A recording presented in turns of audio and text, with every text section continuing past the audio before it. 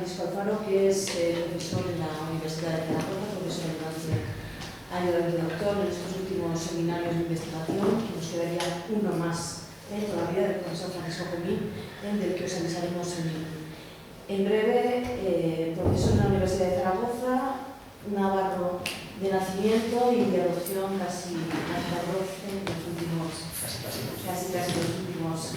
años. Bien, sabéis que nos suele gustar en este tipo de seminarios metodológicos traer a profesores que abarcan ámbitos cronológicos diversos y temáticas también diversas. En este caso, Francisco inició sus trabajos en un periodo más alto moderno, finales de la Baja Edad Media y sobre todo los primeros siglos de la modernidad, siglo XVI, un poco hasta el XVII, y luego ya sus intereses más orientados en la historia social le han llevado principalmente hacia el siglo XVIII con sus pequeñas entradas en el siglo XIX, con lo cual se encuentran unos marcos cronológicos que a nosotros realmente nos interesan mucho en estas largas relaciones que nos parecen tan interesantes. Y sobre sus líneas de investigación, yo creo que a muchos de vosotros os va a interesar porque está muy vinculado a una historia social, una historia social de ámbito local y principalmente de ámbito rural. Ya me conocerás luego si me equivoco. Tiene muchos trabajos también sobre heráldica y emblemática vinculada a la historia de la familia. Realiza trabajos muy relacionados con demografía histórica, que es un tema que estuvo de moda hace unos cuantos años y que yo creo que se está renovando en la actualidad al calor de la historia social, de la historia cultural, y yo creo que está teniendo resultados realmente muy interesantes como los que aquí nos va a presentar. Y precisamente los temas que él trabaja de historia social y de historia de demografía histórica aparecen en muchas de sus publicaciones. Tenía algunas aquí, pero podéis encontrar directamente en las bases de datos. Tuve el conocimiento publicado, por ejemplo, en Dialnet, con trabajos centrados principalmente en el área aragonesa, pero también desde sus orígenes en el área navarra. Yo creo que tenéis algunos trabajos monográficos sobre Corella, Cintruénigo, Tudela, que han resultado de enorme interés. Y aquí nos trae un tema de investigación que algunos de nosotros, bastantes de nosotros hemos trabajado, realmente creo que estaría encantado de poder escucharte, sobre el mundo concejil, sobre el mundo municipal, más que no tanto desde un punto de vista de historia del poder, sino más bien desde un punto de vista de historia social.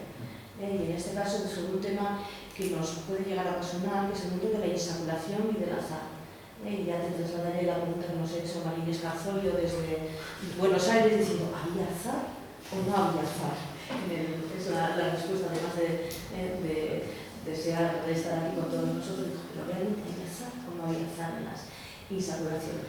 Con lo cual yo creo que nos dejamos con este título tan sugerente de poder, suerte y exclusión, el azar en los sistemas electorales del municipio hispánico moderno, con este cartel que, como comentaba el propio Francisco, me hizo mucha ilusión encontrarlo, porque es una bolsa de insaculación del siglo XIX, pero de las pocas que se han podido encontrar para saber cómo se realizaban las insaculaciones en el mundo concejil. Y podéis ver que están las bolitas con un agujero en medio donde se metía en un papelito el nombre de las personas que entraban en la bolsa de insaculación. Y me pareció que era así adecuado, ¿no? Pero me pareció que era una bonita ilustración para presentar este cartel informativo para los estudiantes de grado, de máster y de doctorado. Y sin más, ya te cedo la palabra, agradeciéndote obviamente el haber aceptado esta invitación a participar en este seminario. Bueno, pues los agradecimientos yo creo que es al contrario, corresponden a mí. Yo quiero mucho esta tierra, aunque no sé si por desgracia, ¿verdad? No soy tártaro, pero sí, casi paseaba adoptivo. Pues venir aquí, además para pasármelo bien y para disfrutar de los amigos, pues sí que tenía esas ganas esa espinita de venir. Y los compañeros de tu departamento, ¿verdad? Pues amablemente me habéis facilitado la labor y en este punto de que estoy enormemente agradecido. Bueno, pues la charla más o menos informal que os voy a dar tiene dos partes bien diferenciadas. Una primera, en la cual os voy a hacer un muy breve resumen de qué es historia de esa habitación, bueno, supongo que lo habréis podido leer, y luego entraré en materia más densa y bueno, no he calculado muy bien el tiempo que me va a costar, espero que no sean más de 45 minutos, si es así, yo creo que con los 700 que tiene el vídeo llegará. Como prácticamente todos mis estudiantes de últimos años y demás, yo os adelanto así, os cuento un poco la historia de por qué trabajé esta materia. Yo en realidad trabajé en 26 doctorales sobre demografía histórica porque era de lo que mejor documentación encontré. No es que fuera el tema que más me gustaba, no, pero yo veía que había una salida, había una tesis doctoral, ¿vale? Esto no significa que la demografía histórica no me gustó. En realidad este tema lo comencé a trabajar cuando estaba en el quinto año de carrera, porque sí que he sido relativamente rebelde y en el último año de carrera había un profesor que nos decía, que nos explicaba cómo la insaculación era un sistema electoral estrictamente propio de la corona de Aragón, ¿verdad? Y yo que en el último año de carrera pues me iba al archivo de mi pueblo y demás, y yo le decía, se llamaba decía, pero obvio, en mi pueblo hay insaculación. No puede ser, tu pueblo no es corona de Aragón, es imposible que haya. Que yo en mi pueblo hay. Bueno, pues el tozudo que sí, el tozudo que sí, el tozudo que no. Me jugué la nota, afortunadamente salió bien. Y aprobé la carrera en junio y en septiembre le dejé encima de la mesa un artículo para publicarse en la revista Jerónimo Zurita, para que me iban a evaluar, donde hablaba del sistema insaculatorio en Navarra. Y toda Navarra, prácticamente toda Navarra, desde Zugarramurdi y hasta Cortes, había insaculación. Desde entonces, ya han pasado unos cuantos años, he ido siempre coleccionando noticias, siempre ha sido un tema que me ha gustado, entonces he ido coleccionando noticias de insaculación fuera de la corona de Aragón. Ahora, pues, por circunstancias de la vida, por el de investigación que teníamos y demás, pues fue el momento de volver a juntar todas las pegatinas que tenía y ver qué cuerpo tenía. El resultado es que historiográficamente hasta cierto punto un poco controvertido, un poco extraño, si se quiere, en tanto en cuanto puede ser anómalo o puede romper una serie de estereotipos que se han tenido. Básicamente, estereotipos es en la corona de Castilla, los cargos son vitalicios y se compran y se venden. En la corona de Aragón es un sistema cuasi, según ellos, democrático, ¿verdad? Donde, por suerte, tú podrías llegar a ser alcalde. Y sobre este estado de la cuestión es sobre el que se sobreviene el texto que os he pasado, que ya he comentado informalmente con algún colega catalán y que, bueno, pues después de la sorpresa primera, pues de algún modo lo han aceptado y yo creo que en este sentido el verdadero valor de este texto no es que sean noticias inéditas, no es que aporte algo que no sepa nadie, pero sí aporta un estado de la cuestión en el cual se han juntado distintas informaciones de distintos ámbitos y se han puesto juntas. Y esto yo creo que es una aportación positiva. Como bien os ha dicho Susana, ¿verdad? Pues la insaculación es un sistema que viene de insáculo, de meter en una bolsa, en unos tejuelos. Después un trocito de pergamino, se metía dentro de unas bolitas, primero eran de cera, después eran de madera y pues como se ha hecho siempre para casi cualquier cosa, cuando ha habido que echar las suertes, bueno, pues ha sido un poco la mano de Dios la que ha decidido quién ha sido el agraciado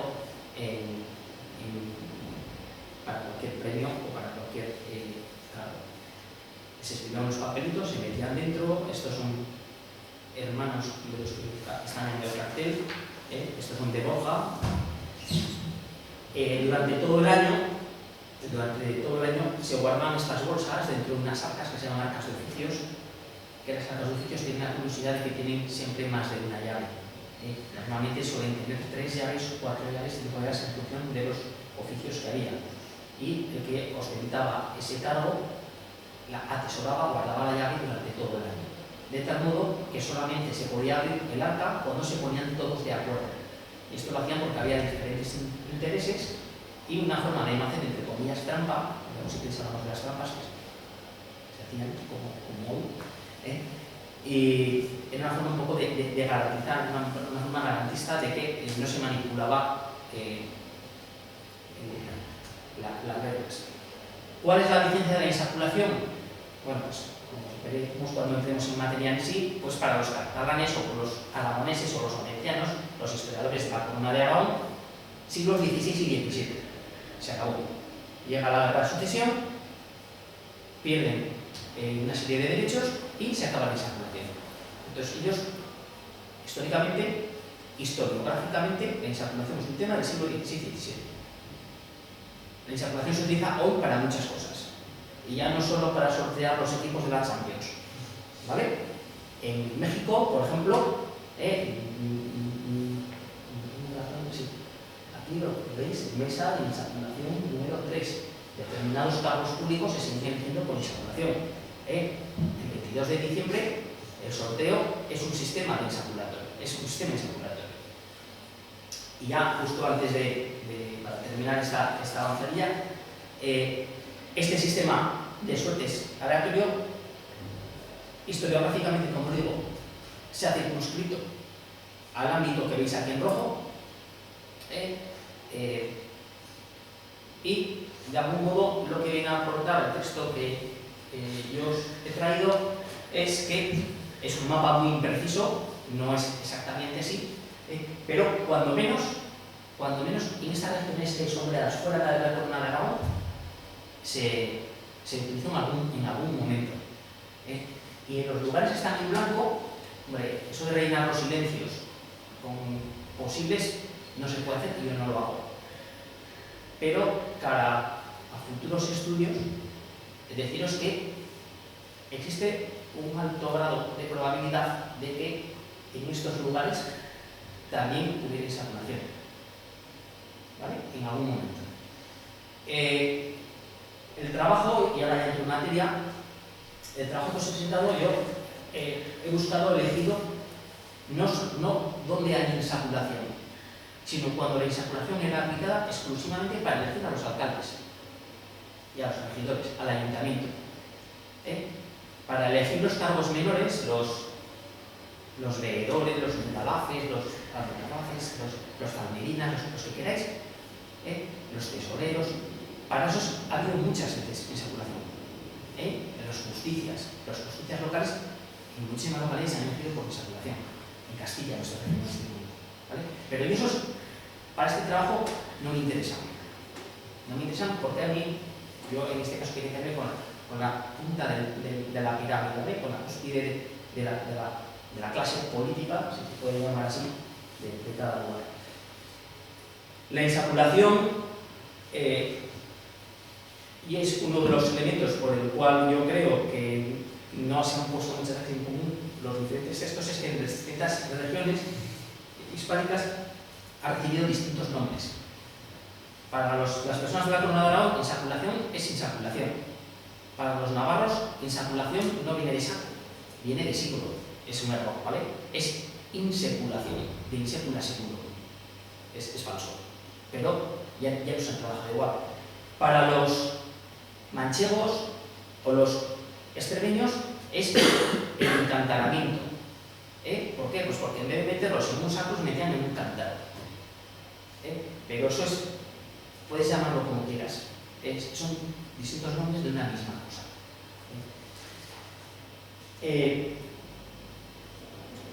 Desde el punto de vista castellano, que es el que voy a meter a Cantabria, aunque sé que los cántaros son cántaros, deciros que los que han trabajado históricamente, me estoy refiriendo a la bibliografía o la historiografía clásica, siglos XVI, XVII, XVIII, han trabajado sobre los sistemas municipales electivos en Castilla, a pesar de que han sido tomados por quienes han estudiado solamente los que compran en encargos públicos, en sus textos no excluyen que hubiera insaculación. Por ejemplo, Castillo de Bobadilla, que supongo que lo conoceréis o os sonará, este es un señor del siglo XVI, del XVI, dice: en la elección de los oficios de la ciudad debe guardarse la costumbre. Vale, ¿y cuál es la costumbre? Bueno, pues que se guarde la costumbre. O Santillana Bustillos, ya del 18, dice: ya hay pueblos en que, nombrándoles el rey o regidor, se nombran también ellos sus alcaldes.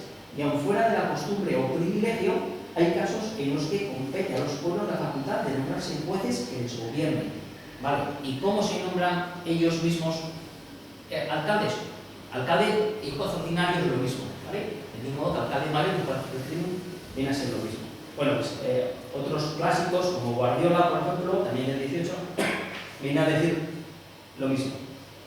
En cualquier caso, los grandes estereotipos historiográficos o los grandes que yo considero que mitos sobre la organización municipal hispánica, de algún modo podrían resumirse, resumiéndolos mucho, por considerar que en la cornisa cantábrica, y sobre todo en el País Vasco o en Navarra, y esto sabe Susana muchísimo más que yo, hay un mito, y es que los pueblos se han gobernado por concejos abiertos, solo por concejos abiertos. Como si el concejo abierto no fuera compatible con otras formas de mayor discriminación o achaques, ¿vale? Que además estos concejos abiertos hablan de un igualitarismo. Se junta todo el pueblo y decide lo que el pueblo democráticamente es mejor para el pueblo, ¿vale? Luego, en el norte no hay insaculación, porque aquí somos todos muy solidarios y somos todos somos una gran comuna. En el caso aragonés, cuando digo aragonés me refiero a la corona de Aragón, bueno, pues se vincula la insaculación con un sistema propio de la corona de Aragón, solo de la corona de Aragón, también cuasi democrático, claro. Mira, si éramos buenos, que cabíamos todos, pues echábamos a suertes y al que le tocaba, ¿vale? Y además es un sistema que muere con los decretos de nueva planta hacia 1711 y 1714. Bueno, pues estos mitos es una de las cosas que yo intento de algún modo romper, y ya os digo que la principal virtud es que he juntado todas estas piezas, porque muchas de las piezas, casi ninguna de las piezas es mía. Esto era ya conocido, era ya sabido, se ha escrito en Bilbao, se ha escrito en Cáceres, se ha escrito en Albacete, se ha escrito, pero nadie los ha puesto en contexto, ¿vale? Entonces, mi intención es romper estos mitos. Entonces, la primera parte del texto que os he pasado habla sobre el origen del sistema insaculatorio. Y el origen, tradicionalmente, o la historiografía, lo atribuyen a la corona de Aragón y concretamente a Játiva, ¿vale? O a Sátiva, en torno a principios del siglo XV, 1427, y nada se cuenta que había antes. ¿Esto de dónde viene? Esto no lo hemos inventado nosotros. Bueno, pues con insaculación se decía ya en tiempo de Aristóteles a los magistrados. Es decir, yo no quiero decir que quienes pensaron en esta idea objetiva conocían la ley o conocían Ulpiano o la política de Aristóteles, pero evidentemente es algo que es mucho más común y no es un hecho diferencial en ningún lugar. Yo creo que en África, en los pueblos, no sé si para nombrar alcaldes, pero para donde tengan que sortear algo, las buenas suertes. Y esto es un sistema de suertes. Entonces, el origen más remoto habría que llevarlo a la época clásica, es un sistema que se conocía desde época clásica, que yo lo encontré. Una señora que se llama María Isabel Falcón encontró como hay un texto de 1414, unas ordenanzas municipales de Zaragoza, que ya hablan de insaculación, pero ella no estaba estudiando el tema. Claro, es una insaculación que es primitiva. Es una insaculación donde en el proceso de elegir a los alcaldes de Zaragoza hay una fase del proceso que es cooptativo, es decir, que es a dedo. Hay otra fase del proceso que es por fabricación, que es por habas, por suerte, o sea, por votos, y hay otra parte del proceso que es por insaculación. Y claro, podrían decir, claro, es que eso no es insaculación, es una cosa híbrida. Bueno, vale, pero es que es la base sobre la que se instauró unas ordenanzas unos poquitos años después, que es exclusivamente insaculatoria. De tal modo que los casos más antiguos que se conocen son los de Zaragoza, los de Játiva, que se conocen o que yo conozco. ¿Vale? Esto no significa en absoluto que el primer caso sea de Zaragoza. Significa que es el caso más antiguo que conozco. Pero la insaculación no se inventa en Zaragoza. Se inventa o no se implanta en Zaragoza. Se implantará donde sea. ¿Vale? Pero este es uno de los casos importantes en cuanto a ciudades hispánicas y antiguas. ¿Es solo de la Corona de Aragón? Pues bueno, no.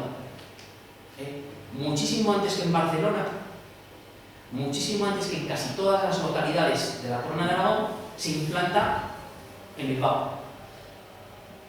Y Bilbao no es Corona de Aragón. Y claro, esto hay que explicárselo sobre todo a las personas de la Corona de Aragón y demostrarles que esto es así. Entonces, es el motivo por el cual puse este textito pequeño que dice, bueno, dice, en busca de la paz social, que es lo que dicen todas las ordenanzas, dice, deben desleír y nombrar 3 personas buenas de la comunidad de esta dicha villa, que no sean de los bandos, y que los nombres de estas 3 personas, así por ellos escogidos y nombrados, escribidos en 3 pedazos de pergaminos pequeños, envueltos cada uno en un poco de cera, fecha de manera de pelota, dicha persona que fuere mandado por el dicho concejo, que tome una de las dichas pelotas, y aquella persona que estuviera nombrada en el pergamino, que estuviera dentro de la tal pelota, que sea habido en ese año por el alcalde. Vamos, insaculación. No hay duda. Esto es 1475, 70 años o 60 y tantos años antes que en Barcelona. ¿Vale? Y esto es Corona de Castilla. Si me lo permiten, no, Corona de Castilla, total, Castilla igual no, Corona de Castilla seguro. ¿Cómo evolucionó? Bueno, pues ¿cómo evolucionan estos orígenes? Bueno, pues en siglo XV, en Aragón, pues pasó a Alcira, o se implantó en Alcira, en Mallorca, en Lima, en Barbastro, en Gerona, en Alicante, etcétera, etcétera, etcétera. Pero es que en Castilla pasa lo mismo, ¿vale? Sucede lo mismo, se implanta más tarde, se implanta en Vitoria, en Azcoitia, en Logroño, en San Sebastián, en Vergara, en Trujillo, en Antequera, en Gijón, en San Vicente de la Barquera, en Gran Canaria y en Santander, siglo XII. Y Santander yo creo que tampoco es Corona de Aragón. ¿Vale? ¿Qué pasa en Navarra? Bueno, pues en Navarra pasa que es que hasta 1512 Navarra no es ni Corona de Castilla ni Corona de Aragón. Hasta que el señor Fernando II falsificó una bula y los castellanos conquistaron Reino de Navarra, no adoptó usos propios de estas coronas y hasta 1520 no se conocía la insaculación. En cualquier caso, a comienzos del siglo XVI, que es el periodo que yo trabajo como modernista, pues habría que decir que a principios del siglo XVI la insaculación se utiliza en muchos lugares y no solo en la Corona de Aragón, en la Corona de Aragón y en la Corona de Castilla. Claro, el siguiente epígrafe que si habéis leído el texto, habla de una primera aproximación taxonómica, una clasificación. Porque claro, esto, las conversaciones que he tenido con colegas catalanes estos años anteriores, me decían, no, es que nosotros insaculación no le llamamos a eso. Insaculación es cuando hay unas listas muy bien regladas, hay un juez insaculador que viene y hace una insaculación cada 10 años, y dices, bueno, vale, eso es insaculación, sí. Pero en Cataluña, en Aragón, todos los pueblos que utilizan la insaculación tienen estas listas también reglados y demás. Y empiezas a arañar y dices, bueno, vale, Barcelona sí, Zaragoza sí, Valencia sí, pero bueno, los pueblecitos que son más pequeños y que no tienen tantas necesidades, ¿cómo funcionan? ¿Funcionan también por insaculación o eso no es insaculación? Bueno, pues yo llegué yo he propuesto una clasificación que se basa, en primer lugar, en dos grandes bloques. Uno es cuando se utiliza el sistema insaculatorio de manera exclusiva. todo el proceso se hace por insaculación. Y otro, cuando el proceso insaculatorio es solamente parte del sistema electoral. Esto ya es bien fácil de entender, ¿no? En Zaragoza, por ejemplo, en 1414 era un sistema mixto. ¿Por qué? Pues porque primero se eligen a dedo. Después de los que han elegido a dedo, se meten en un cántaro y se sacan por insaculación. Y después de los que han salido, la gente elige con unas habas, con unos votos, a quién va a ser. Pues eso es un sistema mixto. A partir del año 1442 se rehace el formato y lo que se hace es exclusivamente por insaculación. Luego veremos si es azar, si es o si el azar existe en el juego. Luego, el siguiente grado de clasificación sería ya no si es un sistema puro o un sistema mixto, sino si es un sistema sencillo, tiene una complejidad media o es muy complicado. ¿Y esto de qué depende? ¿De que estés en una corona de Castilla o en una corona de Aragón? Pues yo pienso que no. ¿De qué puede depender? Pues de la sociedad, de las necesidades, de los problemas de cada localidad. Por ejemplo, es seguro que la ciudad de Santander tenía una sociedad más compleja que, por ejemplo, la de Quijas, que por aquí la cito también. Es decir, primero, hay más cargos públicos. Segundo, hay más personas que quieren votar. Tercero, hay más poder económico y más poder político. ¿Vale? No es lo mismo ser vecino de una junta vecinal, donde siempre hay problemas, aquí decís, si es cierto, por los pequeños infiernos grandes, ¿verdad? Siempre hay muchos problemas, Pero, ¿qué es lo que gana este señor? Bueno, igual gana que le hagan un camino y se lo asfalten, pero ¿qué es lo que gana? Este no es de los que tienen los niños en Panamá, ¿vale? Es casi más un servicio público, que a lo mejor, no quiero hablar del alcalde de Santander o de la alcaldesa de Madrid o del alcalde de Zaragoza, pero hay muchos más intereses, ¿vale? Entonces, los sistemas son diferentes. En un pueblo pequeño, con pocas personas, donde los que se pueden elegir, que sean vecinos, que estén casados, y si encima de alguien que sabe leer y escribir son 3, con lo cual los metes en un papel, los sacas y ya está, que cuando las personas que pueden ser elegibles, que podrían estar en posición de ser elegidas, pueden ser 500. El asunto cambia. He puesto una serie de ejemplos. Por ejemplo, he puesto uno primero sobre Navarra. No os lo voy a leer y lo he puesto porque es exactamente el mismo que se utiliza o que se está estandarizado como propio de la Corona de Aragón. En el caso de La Mancha, habría que decir que, por ejemplo, tenemos aquí un caso de Chinchilla, que está en Albacete, Chinchilla en Monterrey, que dice se metían los nombres en boletas, se metían en cera con turquesas, las turquesas se hacen los moldes, y se hacían redolines, que son teruelos o redolinos, son las bolitas que habéis visto, para posteriormente introducirlos en un cántaro. Y ya no se ensambla, sino que se encantar. Estas diferencias de los sistemas insaculatorios tienen que ver también con las legalidades y con los privilegios locales. Por ejemplo, en la ciudad de Cáceres, Melón dice claramente cómo la insaculación allí se dividía en 48 personas que optaban a los cargos públicos, 24 pertenecían a la alta nobleza, 24 eran de la baja nobleza, los plebeyos no entran. Esto es en Cáceres, ¿vale? Y te puedes encontrar y dices que esto no es típico de la Corona de Aragón, es que en Zaragoza o en Barcelona no pueden ser nobles, tienen que ser solo ciudadanos, ¿vale? Veremos casos que no es exactamente así. En Madrid, en la actual provincia de Madrid, en Villarejo de Salvanés, por ejemplo, en este caso era, además de ser un pueblo pequeño, era una encomienda, era un señorío, y lo que se hace es, se sortean unas personas, suelen ser 3, y el señor dice quién es el que va a ocupar cada cargo y a quién descarta, ¿vale? Luego haremos casos de la Corona de Aragón. En Cantabria, en el caso de Santander, bueno, pues había dos alcaldes, uno de la Puebla de arriba, otro de la Puebla de abajo, y a partir de 1498 hay unas ordenanzas municipales en las que dicen que los habitantes elijan a suertes a 4 electores que no hubieran ocupado cargo en los últimos 2 años mediante extracción de papellejos insaculados. Posteriormente, los electores por cooptación elegían a su voluntad y se nombraban por consenso. Es decir, hay un sistema insaculatorio mixto en la capital desde 1498 hasta el año 1790, cuando en teoría ya no existe la insaculación porque, según los historiadores de la Corona de Aragón, después de 1711 no hay.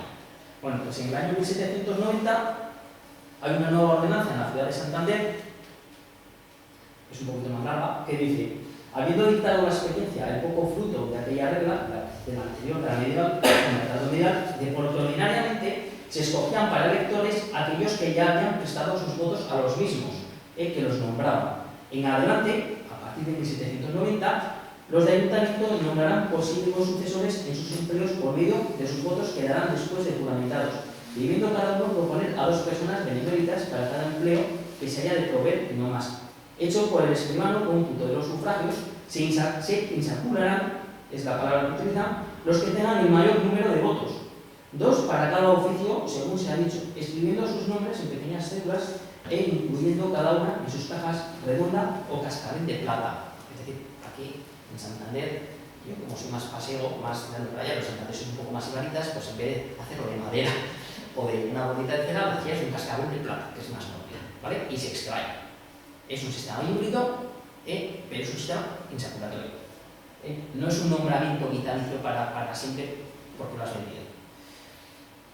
Esto ocurre, hay modelos insaculatorios primitivos o sencillos, si se quiere, en distintos lugares, por ejemplo en Taborniga, en Villas, en Loja, en San Vicente de la Barquera. Yo os voy a poner 2 que quizás os haga más gracia porque son muy sencillos. Uno es insaculatorios y el otro es meramente aleatorio, ¿verdad? Uno es en el Real Valle de Cayón, donde para elegir a uno de los regidores entre distintas pedanías había un alcalde, había unas pedanías más grandes que tenían un regidor cada año, eran de esa pedanía, y había pedanías más pequeñas que no podían optar más que entre las 4 pedanías a tener un regidor.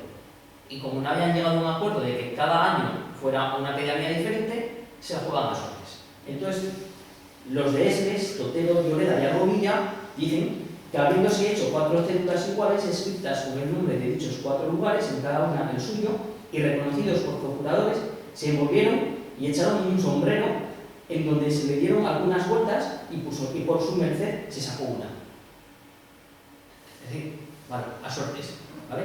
En Quijas, yo creo que es además de los más sencillos que he encontrado en la península ibérica, simplemente iban y se le jugaban al punto más corto. Elegían el que elegía al punto más corto, ese año era el alcalde. ¿Vale? En la corona aragonesa, o corona de Aragón, ya os he dicho que, claro, aparentemente resulta que tienen la libertad para elegir al alcalde, no tienen por qué llevárselo al señor o al virrey, ¿no? En Barcelona o en Zaragoza no. De hecho, hay tensiones entre el rey y el reino precisamente porque el rey quiere meter mano. Entonces, claro, estos son los modelos que se nos han pedido. Bueno, pues, por ejemplo, en Bolea, que es un señorío de Huesca, directamente se dice que se remiten dichas 6 personas al que presidiere por su majestad en la real audiencia de este reino, como es costumbre, y de ellos haga elección de los que le parecen más a propósito para seguir a dichos oficios. Es decir, lo que se hace es, se hace una extracción, se eligen a 6 personas, se va con las 6 personas al señor de la real audiencia, o al señor, si es un señor laico, va al señor, si es un señor eclesiástico, va al abad, y el abad dice tú y tú. Da igual el orden que hayan salido. ¿Vale? Esto no es lo que de historiografía normalmente nos ha venido contando. Sobre los sistemas de extracción, que os estoy diciendo, bueno, pues normalmente se junta una vez al año, varía en cada lugar, solía ser en una época diferente. En Navarra, como el patrón de la Asamblea, normalmente se hacía el 29 de septiembre, pero tenemos ejemplos del día de la Epifanía, del día de San Juan, del día 1 de enero, del día 25 de diciembre, de San Lorenzo, es decir, es el mundo local y rural hispánico es un poco toda una constelación, cada uno un poco a su aire en muchas cosas en función de los privilegios y las ordenanzas locales. Otra cosa es que encima hubiera unas leyes generales a las cuales se podían someter, pero por debajo de eso había toda una constelación. ¿Cómo evolucionó este sistema? Pues así, resumiendo mucho, habría que decir que el sistema ensambulatorio surgió a principios del siglo XV. Hubo un momento en el cual se extendió por toda la península ibérica, que fue en tiempo de los reyes católicos, y los reyes católicos que no crearon España, porque España no es la de los reyes católicos, aunque se haya escrito mucho sobre ello, España no era la monarquía hispánica, pero sí que hicieron cosas que de algún modo exportaron de una corona a otra o que de algún modo pusieron en práctica. Eso no significa que quisieran castellanizar o que quisieran aragonizar una u otra. Significa que el sistema ensambulatorio es un sistema por el cual se podían amortiguar las tensiones. Si hay dos bandos, si hay 50 bandos en una localidad, en una ciudad, y están a la pesca y se están cascando, con perdón, ¿verdad? A lo mejor la forma de amortiguarlo es que sea Dios, que era el destino, que tú hayas sido el elegido, ¿vale? Y eso es la suerte. De tal modo que, a finales del 15, se extiende la ensambulación por todo, a partir de finales del 15, por prácticamente toda la corona de Aragón y muchísimos lugares de la corona de Castilla. ¿Qué es lo que sucede? Bueno, pues sucede que la evolución es muy diferente. Y los historiadores, yo creo que, insisto, yo a lo mejor esto igual es un poquito político, pero yo creo que a los que estéis empezando tenéis que mirar no solamente lo que se tiene muy claro, sino los ángulos que ha habido muertos, ¿verdad? Hay historiadores como por ejemplo Torras y Ribet, que habla de Castilla y de Castella desde el siglo XIV y muy particularmente a partir de la política marcadamente autoritaria de Alfonso XI, las carreras políticas comenzaron a hacerse italicis y de nomenamiento directe per parte del rey y encara posteriormente hereditaris. Es decir, desde la Edad Media en Castilla los oficios se venden para que el rey haga terras, ¿vale? Y si la Edad Moderna comienza con los reyes católicos el descubrimiento de América, esto no es así. ¿Qué es lo que sucede? Pues sucede que en Aragón se extiende, se implanta. ¿Por qué? No lo sé. Se implanta de manera masiva. ¿Por qué? Pues supongo que cada localidad es un mundo, no lo sé. El caso es que las élites lo aceptaron y funcionó. ¿Qué pasó en Castilla? Hay casos que son clarísimos. Me estoy acordando ahora, por ejemplo, de Jaén, o el caso de Gijón, que se implantó en 1498, estuvo funcionando, y cuando vino el rey en 1543 pidiendo perras, dijo: ah, vale, perras, te doy perras, pero el cargo mío, ¿vale? Por ejemplo, en Navarra, que es lo que más conozco, ¿qué es lo que hicieron en el siglo XVI y XVII? Pues cuando las arcas generales estaban vacías, los pueblos compraban comunales, pero no solo compraban comunales, decían: mira, yo quiero el derecho a que en vez de presentar una terna al virrey, yo quiero que el primero que salga, alcalde. Entre comillas, autonomía, ¿vale? Y en Castilla, como os digo, pues hubo lugares en los que este intento, no sé si masivo de implantar y demás, hay lugares en los que cuajo y hay otros lugares en los que nunca jamás se implantó. ¿Dónde nunca jamás se implantó? En Valladolid, en Salamanca, determinados lugares, que yo creo que son los que han sido tomados como modelos propios de la corona de Castilla. ¿Vale?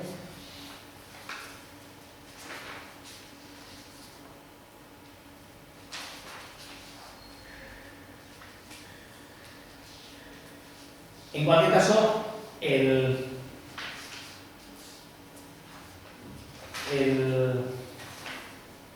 sistema siguió funcionando, ¿verdad?, durante los siglos XVI y XVII de una manera no generalizada en lugares como Castilla, pero también en la Corona de Aragón, donde nunca hubo insaculación. Sin embargo, en la Corona de Aragón, el 98% de las localidades utilizaban insaculación, y en la Corona de Castilla, en muchos menos, y además distribuidos de manera bastante diferente. ¿Dónde sobre todo? Pues en determinados puntos de la cornisa cantábrica, en el Reino de Navarra, en lo que serían las provincias de Guadalajara, Albacete, Murcia, parte de Sevilla y Extremadura. Eso es lo que yo tengo localizado. En otros lugares, por ejemplo en Sevilla, se dejó de utilizar, pero se siguió manteniendo, por ejemplo, para nombrar a las personas que iban a ir a las cortes. Cuando había unas cortes castellanas, se hacía por insaculación, ¿vale? Y esto siguió funcionando de este modo hasta, como os digo, hasta la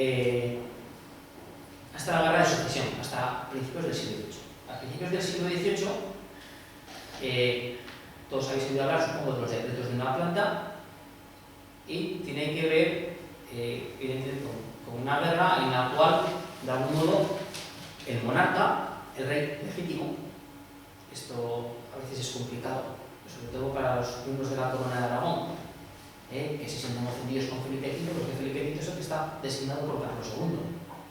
Carlos II dice que su heredero, guste o no guste, es el francés. ¿Vale? Pues de algún modo hubo una guerra, el rey legítimo tomó estas tierras y al tomar estas tierras les quitó sus privilegios por traición.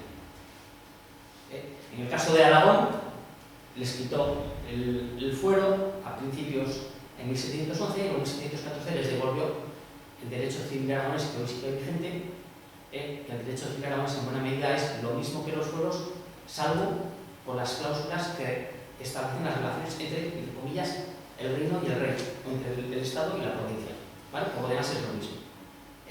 Y a partir de este momento ya se ha dejado de estudiar la insaculación, ya no existe. Nos han quitado la insaculación, ha desaparecido. Bueno. Dentro de la propia Corona de Aragón hay localidades donde continuó habiendo insaculación. ¿Qué localidades? Las que habían sido fieles a Felipe V. Algunas, no todas, ¿vale? No solo eso, sino que incluso existía el conocimiento de la insaculación y consideraban que era un buen uso, por ejemplo, incluso en el siglo XIX, cuando la ciudad de Calpe, dice que hay muy malos rollos entre los que están gobernando y que por favor que vuelvan a instalar la insaculación, que la insaculación está siendo en vigencia en la Corona de Castilla y que estos quieren insaculación. No fue el caso.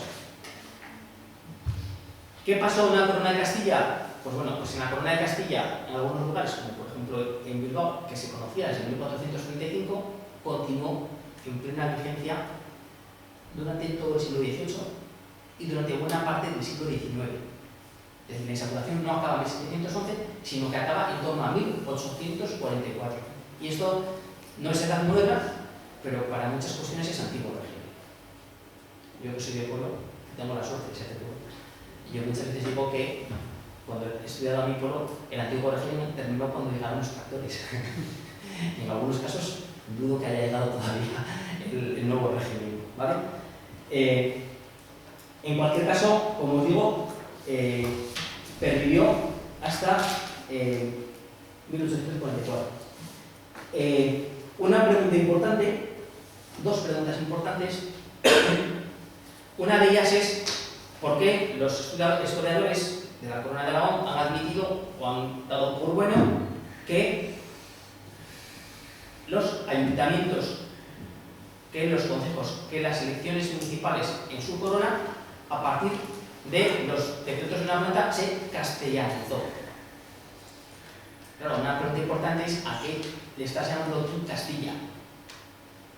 Porque si tú Castilla la estás llamando a Valladolid y Salamanca, obviamente se castellanizó.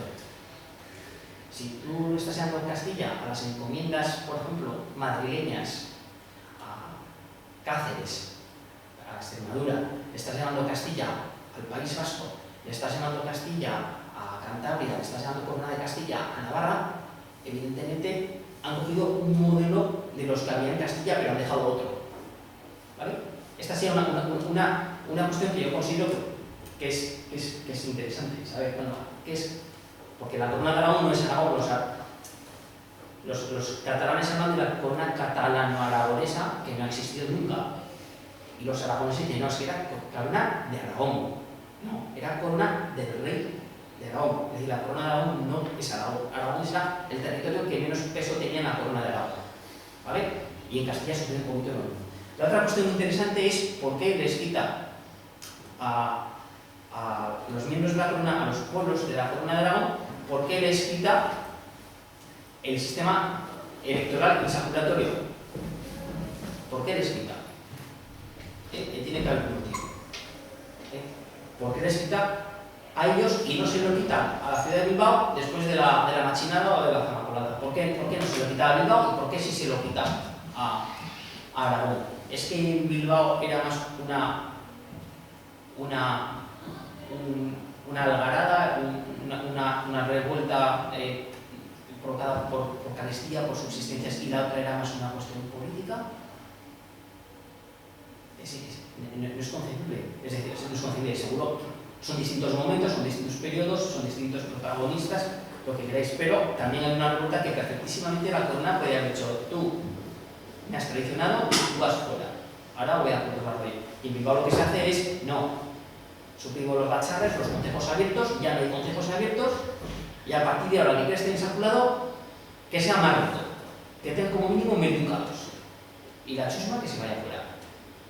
Y la última pregunta importante es: ¿cuántas personas de todos los pueblos de la corona de Aragón protestaron por la supresión del sistema insaculatorio? ¿Cuántos? Ninguno. Os contesto, ninguno. Las élites locales contentísimas. Contentísimas de que se impusiera un sistema, entre comillas, a la castellana.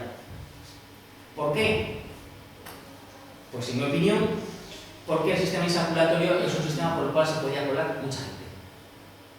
Porque si las ordenanzas municipales dicen que tienes que saber leer y escribir, que seas vecino, y en muchos casos no pone un mínimo económico, en principio los elegibles en principio podrían ser muchos. Si yo estoy diciendo que el cargo lo va a controlar el corregidor y que va a ser a dedo, los elegibles son muchísimo menos. ¿Vale? Entonces, esto es muy complejo porque hay muchas localidades y cada localidad, del mismo modo que tiene unas ordenanzas, es un mundo. ¿Vale? Pero, en cualquier caso, y como conclusión, ya termino, habría que establecer la primera de ellas sería deciros, sobre todo para los que estéis eligiendo temas para vuestras tesis y demás, la primera, que este es un tema que tuvo un boom en los años 80, 90, que en estos momentos está parado, del mismo modo que la demografía histórica y otras cosas. Hoy en día las vidas de santos y estas cosas venden mucho, y las biografías y estas otras cosas quizás en estos momentos menos, pero los historiadores somos caprichosos y damos batazos. A lo mejor a la vuelta de 5 años es un tema importante. Pero deciros que este es un tema que, a pesar de que se ha escrito muchísimo, sigue teniendo muchos ángulos muertos. ¿Vale?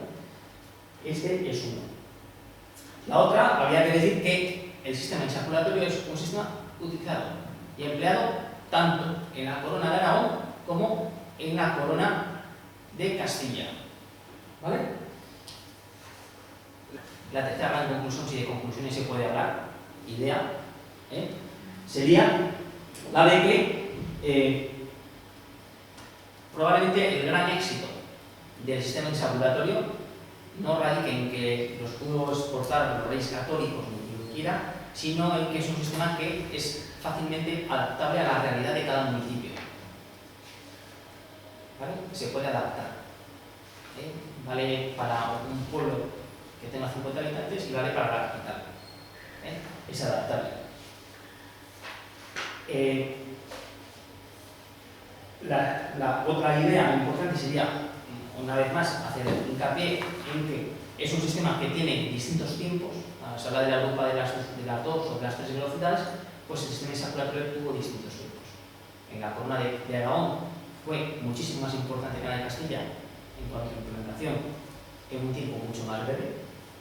En la corona de Castilla, sobre todo en lo que sería la periferia, más que en el corazón castellano, en excepción de ciudades de tamaño medio, fue en el interior. Los casos que yo tengo son casos más bien rurales, no son rurales, y pervivió nada menos que hasta mediados del siglo XIX.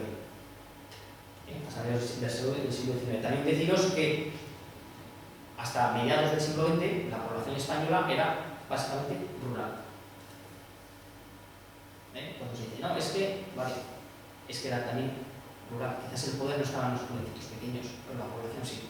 Y la gente vivía y se organizaba desde un punto de vista rural. ¿Vale?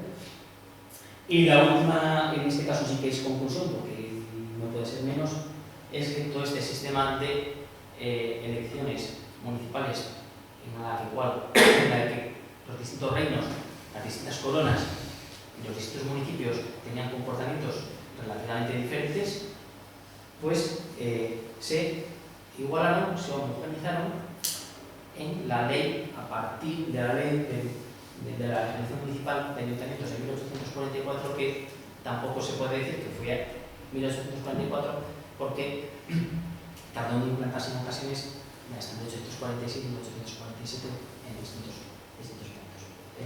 Entonces, en conclusión, para terminar ya con mi exposición, hacer hincapié una vez más en que yo creo que, sobre todo las personas que estáis ahora con TFE, con TFM, más que con TFGs, ¿verdad? Deciros que, bueno, quizás no estaría de más que los que podáis tener acceso a la documentación de distintos municipios cántabros, aunque haya sido muy estudiada ya haya Rodríguez haya publicado sus trabajos, estoy diciendo que hay otros muchos, pero que de algún modo lo estudiéis desde esta perspectiva, que quizás existe ya bibliografía, incluso documentación publicada, pero que la podéis vosotros reinterpretar de una manera relativamente sencilla. Entonces, simplemente animaros a que entre los muchos temas elegibles, no por mis aplicaciones, sino con cabeza, uno de ellos podría ser el de la organización.